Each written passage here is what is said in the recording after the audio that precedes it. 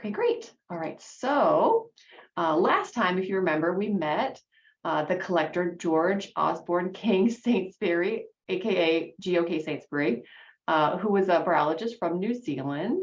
And during that presentation, you might remember I mentioned two other collaborators, E.A. Hodgson and K.W. Allison, both also from New Zealand, who helped him to compile an Exocauti set of mosses from New Zealand, and also contributed to his book, A Handbook of New Zealand Mosses.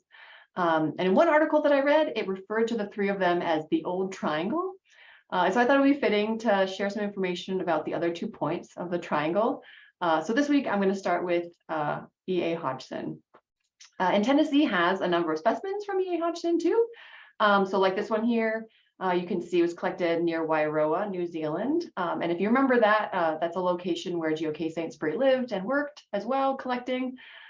This is the specimen itself. You can see some cute little sporophytes up here along the top.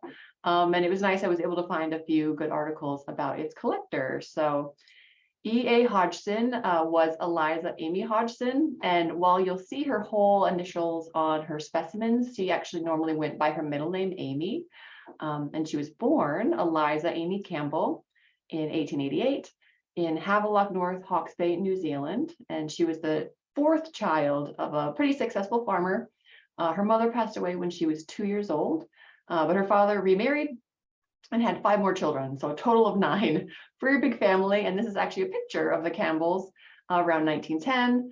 So you can see Amy is here kind of on the left in the white shirt and surrounded by her parents and her older and younger siblings. So she's kind of in the middle of a big family there. She attended the Pukahu Primary School and the Napier Girls High School, where it said that her love of botany was encouraged by the headmistress, who actually let her borrow a microscope in the evenings. And it's a couple of articles said that her father forbid her from going to university. So she worked as a teacher for a period of time at Havelock North School until in 1912, she married Frederick John Hodgson. And they lived together on a couple different farms in the Napier area of the North Island, New Zealand.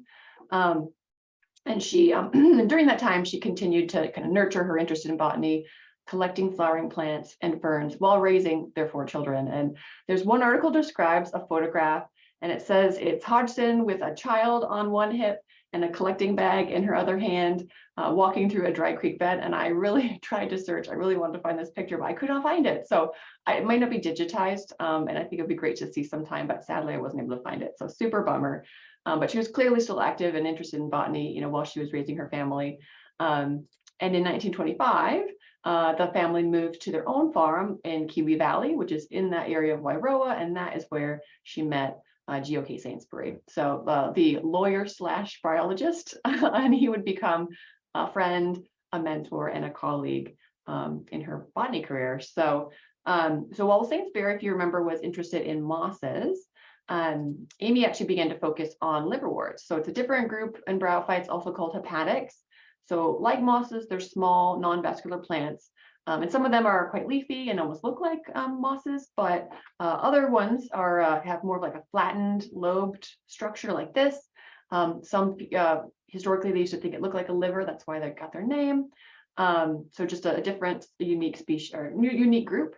A couple of things I thought was quite interesting is some of them have these really cool reproductive structures. So I think look like mini little palm trees and mini umbrellas.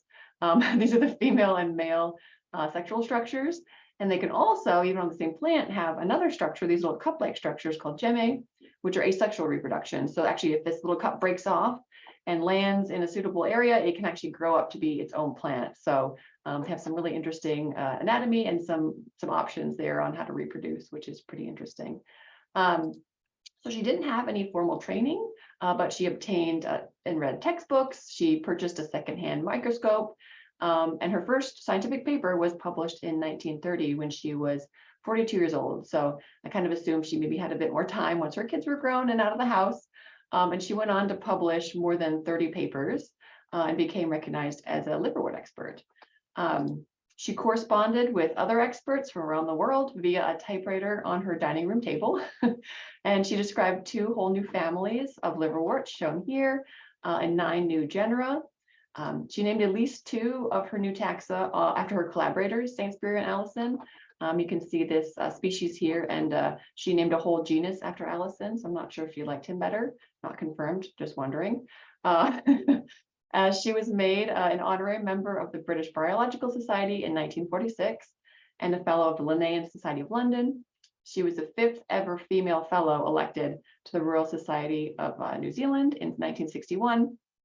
And in 1976, Massey University awarded her an honorary doctorate degree when she was 82 years old. The liverwort, Legunia hodgsoniana, was named in her honor in 2013. It's a liverwort endemic to New Zealand. And there's a range of species that are also bear her name.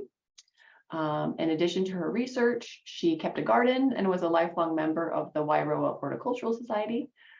She was also involved in the conservation of the local environment. So the very first meeting of the Wairoa section of this Forest and Bird Protection Society of New Zealand was held at her house in 1961.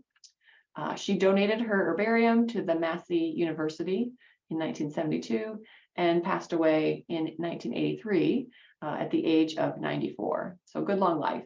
Specimen-wise, surprisingly, there's not a lot digitized that I was able to find really easily.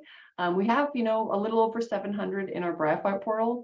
There's again another 700 or so in the Australasian virtual herbarium, so collections from Australia and New Zealand, which isn't really a very big total, kind of surprising. One thing that might explain that is I did find the herbarium at Massey University, where she donated the bulk of her specimens, has about 16,000 online, but if you look at the collectors, they say null, so they're not filled in. So that suggests to me they're not fully transcribed. So I'm thinking that once they get all their data transcribed, there will be more records of her specimens there. So that would be great to see in the future. The Museum of New Zealand also has some archival records relating to Hodgson. So her correspondence and papers, that's not online yet either, but something to kind of would be interesting to see. And like Sainsbury last time, if you remember, a number of specimens, mosses, and liverworts that she either collected or identified have these beautiful images on their website. So some really cool ones to check out. Again, you can see her name here, collecting 1934. Some really beautiful images that are neat to see.